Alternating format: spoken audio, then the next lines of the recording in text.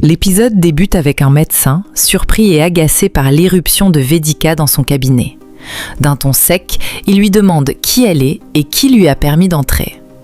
Déterminée et révoltée, Vedika lui ordonne immédiatement de se taire, le menaçant d'appeler la police. Indignée, elle lui reproche d'avoir accepté de pratiquer un test visant à déterminer le sexe du fœtus, lui rappelant que cette pratique est illégale et profondément immorale. Honteux et cherchant à se justifier, le médecin affirme que la véritable responsabilité revient à Dupak, le mari de Gauri, qui lui aurait proposé de l'argent pour effectuer cet examen interdit. Profondément en colère et écœurée par cette justification, Vedika condamne avec fermeté l'attitude du médecin. Elle lui reproche d'avoir vendu son éthique et sa morale pour de l'argent, oubliant le serment qu'il a prêté en devenant médecin. Avec émotion, elle dénonce les personnes cupides qui privent les femmes de leurs droits et rappelle que les enfants sont considérés comme une bénédiction divine. Elle affirme que son comportement est une honte pour la profession médicale, pour la nation et pour l'humanité tout entière. Submergée par l'émotion et les larmes, Gauri remercie chaleureusement Vedika pour son intervention. Désespérée, elle lui confie qu'elle a tenté à plusieurs reprises de convaincre Dupak d'abandonner cette idée, mais que son mari refuse obstinément de l'écouter. Au même instant, Dupak, impatient et pressé, frappe à la porte du cabinet. Il demande au médecin si le sexe de l'enfant a été déterminé et s'il peut entrer. Gardant son sang-froid, Vedika menace alors le médecin de prévenir immédiatement la police. Elle lui explique que sa clinique serait fermée et que son autorisation d'exercer serait annulée s'il poursuivait cet acte illégal. Elle lui ordonne donc de sortir et d'annoncer à Dupak qu'il est encore beaucoup trop tôt pour connaître le sexe du bébé et qu'il devra patienter plusieurs semaines avant qu'un tel examen puisse être envisagé. Une fois le danger écarté, Vedika, soulagée mais toujours sérieuse, explique à Gauri qu'elle avait envisagé de venir avec la police. Cependant, elle a préféré éviter cette solution, car Gauri aurait également été poursuivie par les autorités, ce qui aurait gravement terni la réputation de sa famille. Troublée et curieuse, Gauri démontra alors à Vedika pourquoi elle a demandé au médecin de mentir à Dupak en lui disant de revenir plus tard. Calme et réfléchie, Vedika lui révèle qu'elle connaît parfaitement la ruse de Dupak.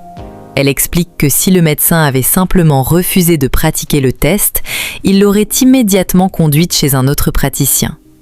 En revanche, en lui faisant croire qu'il est encore trop tôt pour effectuer l'examen, Dupak patientera plusieurs semaines.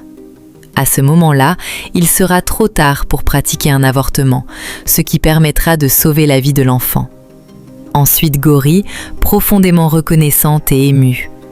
Les larmes aux yeux, elle remercie Vedika en lui rappelant que, malgré tout le mal que sa mère lui a fait subir, elle n'a jamais cessé de se battre pour protéger et aider leur famille. Touchée par ces paroles, Vedika comprend que ses efforts n'ont pas été vains. Pendant ce temps, Bimbla, seule et consumée par la colère, rumine l'humiliation qu'elle vient de subir. Furieuse, elle n'arrive pas à croire qu'un homme ait osé la faire attendre pendant plus de 4 heures avant de ne même pas se présenter. Se sentant profondément insultée, elle affirme que personne ne l'a jamais humiliée de cette manière.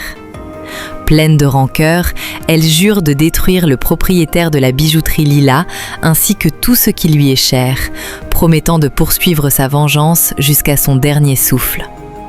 Quelques instants plus tard, Punis rejoint Bimbla avec un calme calculateur. Cherchant à apaiser sa colère tout en nourrissant son désir de revanche, il lui explique qu'elle ne devrait pas perdre son temps à se préoccuper de la bijouterie Lila. Selon lui, la joaillerie Agarwal demeure la plus prestigieuse et la plus célèbre de tout Kanpur, tandis que les petites enseignes disparaissent aussi vite qu'elles apparaissent. Intriguée, Bimbla lui demande de préciser sa pensée. Avec un sourire stratégique, Punis lui propose alors d'utiliser le prochain jubilé d'or de la joaillerie Agarwal comme une démonstration éclatante de leur puissance. Il lui conseille d'organiser la fête la plus luxueuse et la plus grandiose que Kanpur ait jamais connue, en invitant toutes les personnalités influentes de la ville, notamment le propriétaire de la bijouterie Lila. Son objectif est de lui faire comprendre le prix à payer pour avoir osé défier Bimbla. Au même moment, au salon de la famille Agarwal, l'atmosphère bascule lorsque l'inspecteur et plusieurs policiers font irruption dans la maison. Surprise et inquiète, Anjana leur demande la raison de cette intervention soudaine. L'inspecteur lui annonce sans détour qu'ils sont venus arrêter Bimbla Agarwal pour avoir tenté de faire déterminer le sexe d'un fœtus. Déconcerté, Anjana affirme qu'il doit s'agir d'une erreur, expliquant qu'aucune femme de la famille n'est enceinte. Fermement, l'inspecteur lui répond qu'il agit en vertu d'un mandat d'arrêt et lui demande de ne pas entraver son intervention. À cet instant, Bimbla arrive sur les lieux. L'inspecteur l'informe qu'elle est accusée d'avoir cherché à connaître le sexe de l'enfant que porte sa fille, Gauri. Indigné et cherchant à la défendre, Punis intervient aussitôt. Il qualifie cette accusation d'absurde et exige de savoir qui a inventé un mensonge aussi grave. Impassible, l'inspecteur lui répond que toutes les explications devront être données au poste de police, avant d'ordonner immédiatement à ses agents d'arrêter Bimbla et de l'emmener. Au même moment, Gauri arrive, bouleversée en découvrant sa mère entre les mains de la police. Affolée, elle demande pourquoi celle-ci est arrêtée. L'inspecteur lui explique que Bimbla est accusée d'avoir tenté de faire déterminer le sexe d'un enfant à naître. Il précise que la plainte a été déposée par une femme se présentant sous le nom de Madame Mathur, résidant à Indiranagar, et ajoute que toutes les autres questions devront attendre la procédure d'inculpation. Sous le choc et déstabilisée par cette révélation, Bimbla se tourne alors vers Dupak. Furieuse, elle lui reproche de lui avoir caché que sa propre fille, Gauri, était enceinte, comprenant que cette vérité est à l'origine de toute cette affaire. Mais Dupak, affichant un calme trompeur et une attitude manipulatrice, pour se dédouaner, il affirme à Bimbla qu'il ne lui a rien dit parce qu'il ignorait lui-même que Gauri était enceinte. Cherchant aussitôt un responsable, il accuse Vedika d'être à l'origine de toute cette affaire, essayant ainsi de détourner les soupçons de lui-même et de retourner Bimbla contre elle. Quelques instants plus tard, Manjula, assumant pleinement ses actes, avoue à Vedika que c'est elle qui a piégé Bimbla. Avec satisfaction, elle explique qu'elle a entendu la conversation entre Vedika et Gauri et qu'elle a immédiatement compris ce qui se préparait. Convaincue qu'il s'agissait d'une occasion unique, elle a décidé de prévenir les autorités afin de donner à Bimbla Agarwal une leçon qu'elle n'oublierait jamais.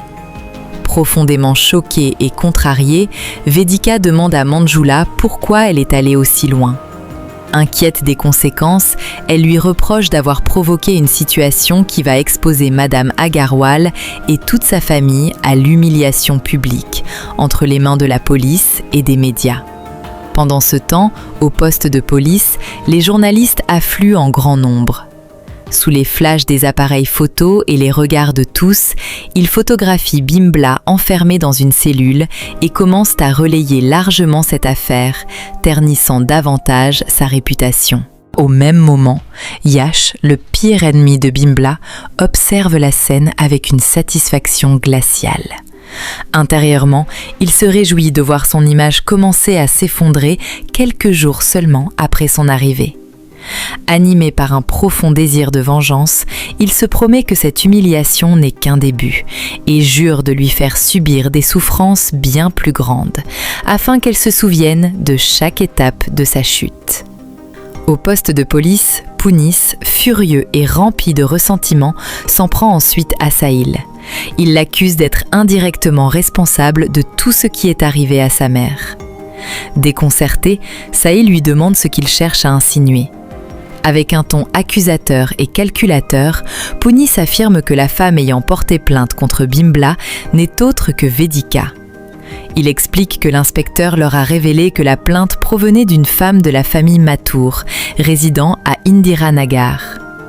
Profitant de cette information, il tente de convaincre Sahil que Vedika est forcément la coupable, en lui demandant qui, à Indira Nagar, pourrait bien éprouver une telle hostilité envers Bimbla en dehors d'elle.